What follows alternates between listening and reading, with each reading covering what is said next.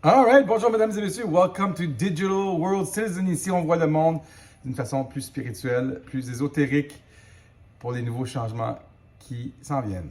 Tout de suite après ça.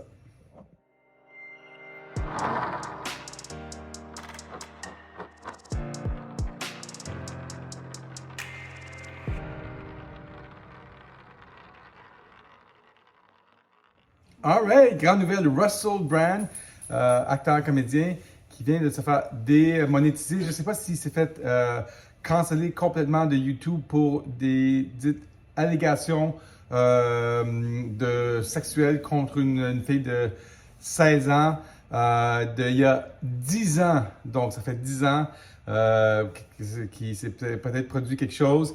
Donc, je voulais mentionner ça aujourd'hui parce que Russell Brand, depuis plusieurs années sur YouTube, dénonce plein de choses, la pandémie, puis il est très verbal et très direct sur ses propos.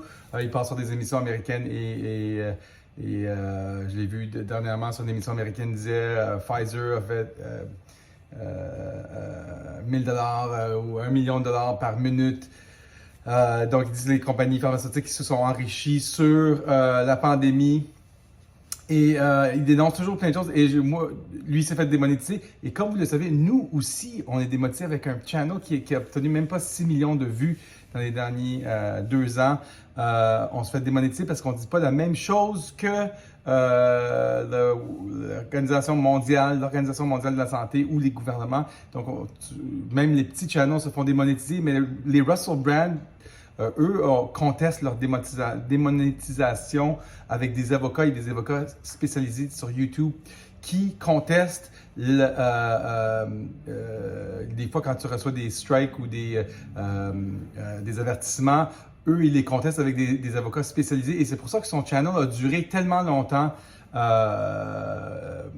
sur YouTube, même s'il parlait contre les procédures et contre les mandats et tout ça, ils l'ont gardé. Mais là, à mon avis, de la façon que moi je le vois, c'est que ils ont trouvé quelque chose sur lui pour essayer de le faire taire.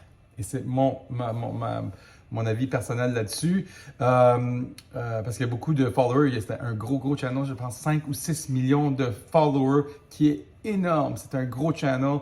Mais il y a d'autres plateformes, heureusement, il y a d'autres plateformes comme Twitter où Tucker Carlson a reçu plus de 300 ou 400 millions de vues sur sa dernière entrevue avec le président, le nouveau président qui s'en vient, Milei, j'oublie son nom de famille.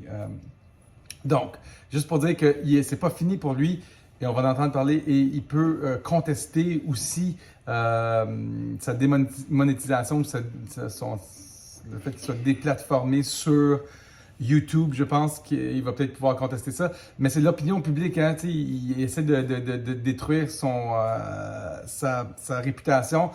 Moi, j'y crois pas. C'est un gars qui pogne. Il n'y a pas besoin d'une fille. Il n'y a pas besoin de chasser des filles. Là. Il y en a une qui dit non, il y en a 4 autres qui disent oui. Fait que Russell Brand, si vous ne l'avez pas suivi dans les dernières années, je vous recommande maintenant de le suivre. Quand on emprisonne des docteurs ou des politiciens ou qu'on bannit des choses, posez-vous plus de questions. Okay? Pas moins, plus. Alright? Éric Tadros pour Digital World Citizen et l'histoire de Russell Brand. Talk to you soon.